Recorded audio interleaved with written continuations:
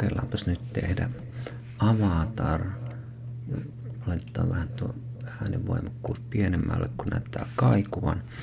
Joo, ensin mä oon jo etsinyt täällä kuvia, omia pärstiä ja otetaan vaikka tämä ja aukastaan se täältä foton kautta Photoshopiin.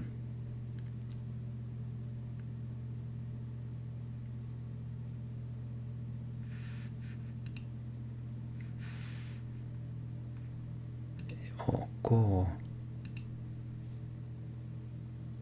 Näin. Ja nyt tää tarjoaa kokoa.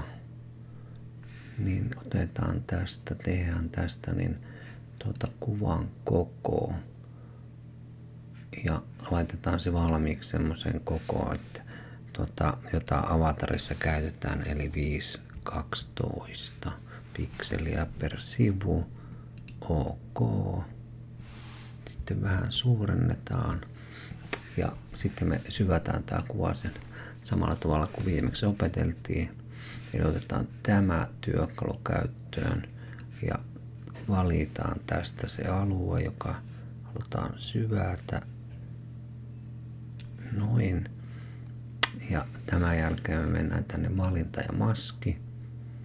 Noin. Ja sitten otetaan täältä tää musta ja valkoinen ja älykäs säde ja vetästään tuosta vähän, niin se tuon rajapinnan tekee vähän paremmaksi.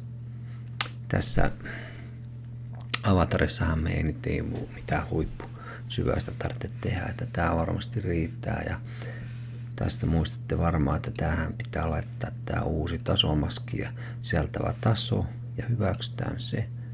OK, siinä meillä on syväys ja nyt lähdetään vähän tätä kuvaa muuttamaan, eli tehdään tästä mustavalkoinen, tehdään se täällä säätötasolla mustavalkoinen ja tuosta punaisella värillä me saadaan pikkusen siihen kontrastia lisää ja napataan tuossa, että se vain tuossa alla olevaan vaikuttaa ja laitetaan tuo päälle. Ja tehdään toinen säätötaso ja tehdään tämmönen kuin kynnys. Noin. Ja siinäkin me vaan alla olevaan vaikutetaan ja sit vetästään tuohon vähän vaikka tuon näköinen pärstä tehdään siitä. Huolestuneen näköinen, niin kuin tässä pitää ollakin. Ja sitten seuraavaksi niin otetaan täältä tähän mä oon jo tehnyt valmiiksi oikeaan kokoon, niin mä ainakin muistan. Katsotaan vielä tuo kuvan koko. Joo, se on oikeassa koossa. Täältä otetaan tää siirtotyökalu ja vetästään ton päälle ja pudotetaan se tohon. Laitetaan kohdalleen ja vedetään tänne alapuolelle. Ja me saadaan tommonen kilpikonna tausta. Ja sitäkin meidän pitäisi vähän muuttaa, ei se oikein tommosena on hyvä, niin otetaan täältä säätötaso ja tehdään siitä myös mustavalkoinen. Se soveltuu paremmin tuohon ja sitten tehdään siihen vaikka tämä porrasta.